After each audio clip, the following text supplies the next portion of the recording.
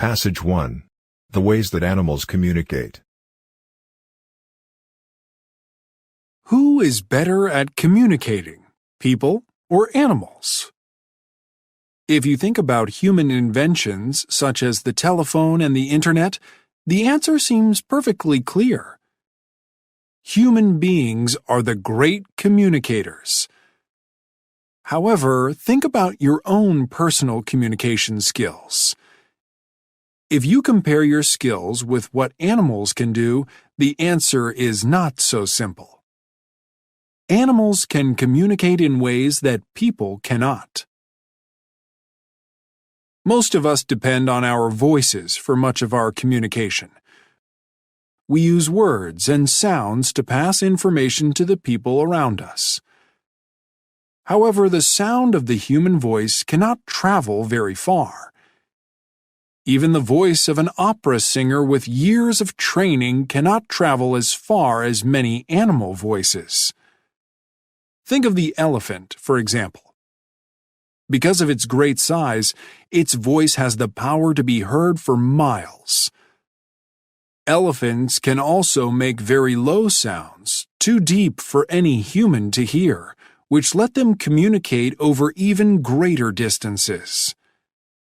These sounds travel in sound waves both through the air and through the ground. How do elephants receive the messages? No one knows. Maybe they hear them with their ears, or maybe they sense them in some other way. It's possible that the sound waves pass from the ground through the elephant's toenails into their bones and then to their brains. Let's also consider communication through movement. Professional dancers use dance to share ideas and emotions. When we watch them, we may be able to understand what they are saying with their bodies. But even a great dancer's ability to speak through movement cannot match the average honeybees. Bees do a dance that tells other bees where to find food. The dance tells the other bees which way to go so they can fly to the food in a straight line. It also tells them exactly how far to go. It clearly describes both the direction and the distance to a specific place. The sense of smell offers another way to communicate. People can get information through their sense of smell, as when your nose tells you something good is cooking in the kitchen.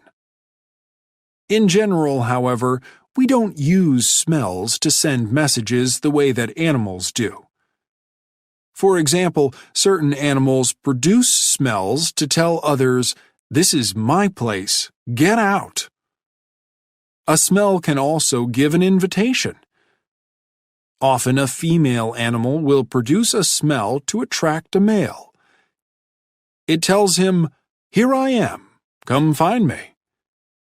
Animals are also better than humans at understanding the messages in smells.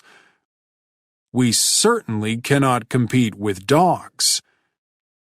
The canine sense of smell is up to 1,000,000 times better than ours. Our noses are not the best, our voices are not the strongest, and our dancing may not say anything at all. But people are the only ones with words and written languages. So maybe we can still call ourselves the great communicators.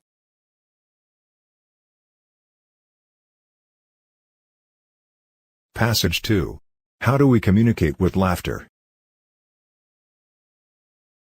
People have many ways to express themselves, that is, to show how they feel or what they think. One way that feels especially good is laughter. We all laugh when we see or hear something funny. We also laugh when we see other people laughing, which is why we say laughter is contagious. Laughter clearly has a role to play in human communication, but What are we saying when we laugh? A team of psychologists studied the laughter of 120 students at a U.S. university by having the students watch funny movies. Sometimes the students were alone, and sometimes they were in pairs. The psychologists recorded the students' laughter, and they noticed that the students made a wide variety of laughing sounds. They also noticed differences in how many times each student laughed and how the student laughed. For the students in pairs, both these things depended on the student's partner. Was the other person the same sex or the opposite sex? And what was the relationship between the two? Was the person a friend or a stranger? Here are some of the researchers' findings. Men laughed much more during the movies when they were with a friend. It did not matter whether the friend was male or female. Men laughed much less when their partner was a stranger or when they were alone. Women laughed most when they were with male friends. With male strangers, women laughed in a higher voice.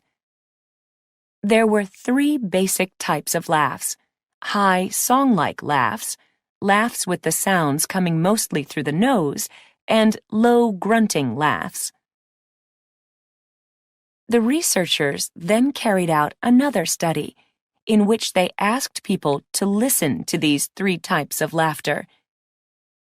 To find out which kind of laughter people liked best, they asked questions like, does the person laughing sound friendly? Do you think he or she sounds attractive? Would you like to meet this person? Most people preferred the high song-like sounds and were attracted to people who laughed this way. The researchers believe that laughter is a tool we use, usually without thinking about it, to influence the emotions and behavior of other people. They say we often use laughter to show that we want to be friends. In fact, in spite of what you may think, most laughter during conversation is not because someone is reacting to something funny.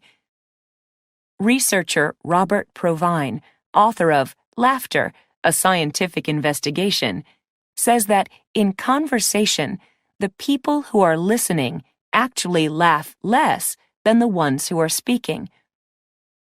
A speaker's laughter has a social purpose, says Provine. He calls laughter the oil in the social machine. In other words, it helps relationships between people work smoothly. Did you know that human beings are not the only ones who laugh? Dogs do it too. Canine laughter sounds something like ha ha ha, and it seems to express the idea, let's play. Another researcher, Jacques Panksepp, reports that rats laugh too.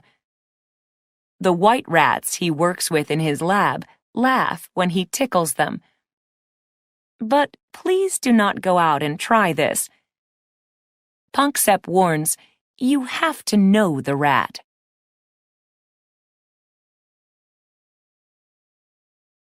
Passage 3. Who invented the telephone? If you cannot imagine how you would get along without your phone, then say a word of thanks to its inventor, Alexander Graham Bell. Bell was born in Scotland in 1847. All through his life, he had a strong interest in communication, partly because of his family. His grandfather was an actor and a famous speech teacher, and his father developed the first international phonetic alphabet. His mother's influence was rather different. Communication was hard for her because she was almost completely deaf. She usually held a tube to her ear in order to hear people. her son Alexander discovered another way to communicate with her when he was a little boy. He used to press his mouth against her forehead and speak in a low voice. The sound waves traveled to her ears through the bones of her head. This was among the first of his many discoveries about sound. As a teenager, Bell taught music and public speaking at a boys' school. In his free time, he had fun working on various inventions with an older brother, inventions that included a useful machine for farm work.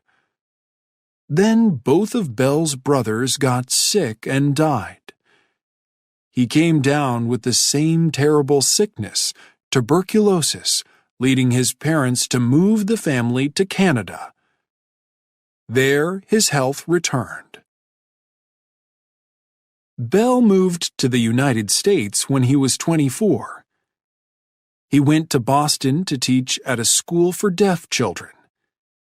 In Boston, he fell in love with Mabel Hubbard, a student of his who later became his wife. During this period of his life, Bell was a very busy man. In addition to teaching, he was working on several inventions. Bell's main goal was to make machines to help deaf people hear. He was also trying to improve on the telegraph. In those days, the telegraph was the only way to send information quickly over a long distance. Telegraph messages traveled over wires and were sent in Morse code, which used long and short sounds for the letters of the alphabet. Bell was trying to find a way to send the human voice along a wire. However, almost no one believed in this idea. People kept telling him, "You're wasting your time. You should try to invent a better telegraph. That's where the money is." Bell understood a great deal about sound and electricity, but he was actually not very good at building things. Luckily, he met someone who was, a man named Thomas Watson. Watson turned out to be a great help to Bell. One day, it was March 10, 1876, the two men were working in separate rooms. They were getting ready to test a new invention, which had a wire going from one of the rooms to the other. Something went wrong and Bell shouted, "Mr. Watson, come here, I want you." His voice traveled along the wire and Watson heard it coming from the new machine. It was the world's first telephone call. Bell may or may not have realized it at the time, but he was on his way to becoming a very rich man. Soon afterward, Bell wrote to his father, "The day is coming when telegraph wires will go to houses just like water or gas, and friends will converse with each other without leaving home." Maybe his father laughed to hear this idea. At the time, most people expected the phone to be just a business tool, not something that anyone would ever have at home. Bell could see a greater future for it, but even he could probably never have imagined what phones are like today.